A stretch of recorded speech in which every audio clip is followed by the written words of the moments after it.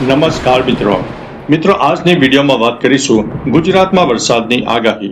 હાલમાં ભારતમાં અને ખાસ કરીને ગુજરાત ઉપર એક સાથે 4 વરસાદની મુખ્ય સિસ્ટમો સક્રિય થઈ જવા પામી છે, જેના કારણે આગામી દિવસોમાં રાજ્યમાં સાર્વત્રિક અને ભારેથી અતિભારે વરસાદની શક્યતા રહેલી છે. આજ રોજ વહેલી સવારથી જ મધ્ય ગુજરાત અને દક્ષિણ ગુજરાત સહિત સૌરાષ્ટ્રના પણ અનેક ભાગોમાં વરસાદ શરૂ થઈ ગયો છે. હવે મિત્રો સક્રિય વરસાદની સિસ્ટમ વાત કરીએ.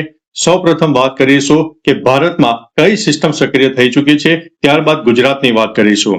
પ્રથમ સિસ્ટમ ડીપ ડિપ્રેશન એટલે કે લો પ્રેશર મધ્ય ભારતમાં એટલે ખાસ કરીને છત્તીસગઢ, વિદર્ભ અને મધ્યપ્રદેશ ઉપર બનેલું ડિપ્રેશન પશ્ચિમ તરફ આગળ વધી રહ્યું છે, જે મધ્ય અને પશ્ચિમ ભારતમાં વરસાદનું મુખ્ય કારણ બનશે અને વરસાદની ગતિવિધિઓમાં વધારો થશે.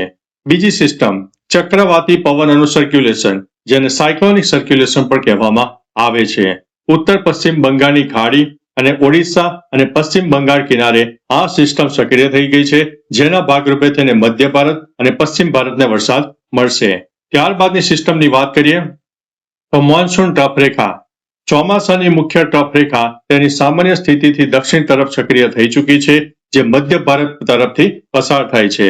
હવે વાત કરીશું મિત્રો ગુજરાત અને તેની આસપાસ સક્રિય થઈ ગયેલી વરસાદની સિસ્ટમની. પ્રથમ સિસ્ટમની વાત કરીએ તો ઓફ શોર ટ્રફ રેખા, જે દક્ષિણ ગુજરાતના કિનારાથી લઈને ઉત્તર કેરળ સુધીના દરિયાકાંઠા સુધી વિસ્તરેલી છે, જેના લીધે તેને વરસાદ જોવા મળશે.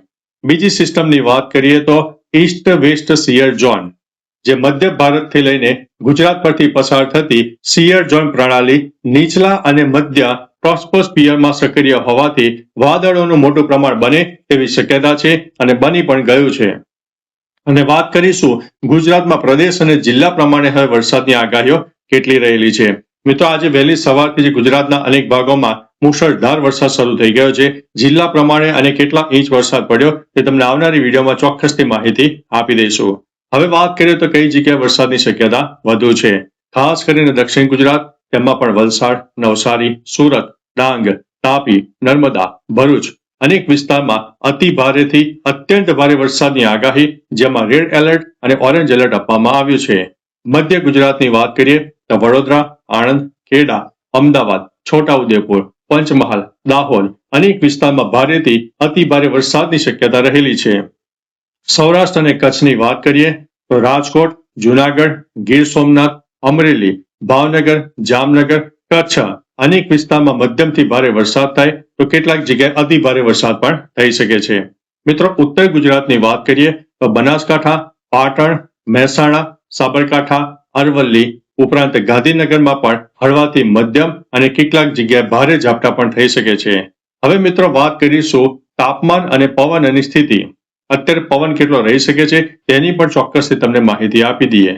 વરસાદી સિસ્ટમના પ્રભાવ હેઠળ દરિયાકાંઠાના અને આસપાસના વિસ્તારોમાં 40 થી લઈને 50 કિલોમીટર પ્રતિ કલાકની ઝડપે પવન ફૂંકાઈ શકે છે, જે ધીમે ધીમે ક્રમશઃ વધીને 60 કિલોમીટર પ્રતિ કલાકની ઝડપે પણ જોવા મળી શકે છે, જેને આપણે ગસ્ટી વિન્ડ તરીકે પણ ઓળખી શકીએ છીએ. હવે મિત્રો તાપમાનની વાત કરીએ.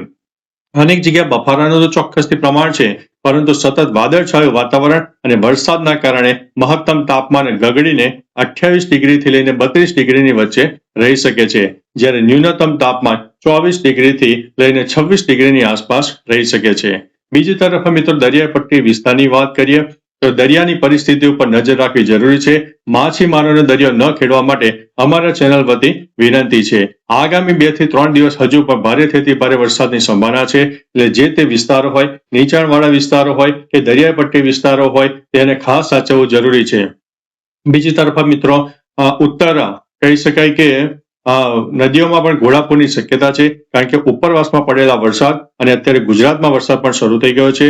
બંને પરિબળો એવા છે કે જે એક પૂર લાવે તેવી પરિસ્થિતિનું નિર્માણ થાય, એટલે નીચાણવાળા વિસ્તારોવાળા જે પબ્લિક છે તે અત્યારથી એલર્ટ થઈ જજો અને આપણો સર સામાન છે તેને અત્યારથી જ સુરક્ષિત જગ્યાએ લઈ લેજો, જેથી ભારે પાણી ભરાય તો નુકસાની ન થાય. બાકી મિત્રો કંઈક ને કંઈક નવું અપડેટ આવશે, નવી સિસ્ટમ સક્રિય થશે તો તમામ પ્રકારની માહિતી આપી દઈશું. તો ચાલો મિત્રો ફરીથી દેશ અને દુનિયાના તાજા સમાચાર અને વરસાદની નવી આગાહી લઈને મળતા રહીશું. ત્યાં સુધી અમને રજા આપશો. નમસ્તે.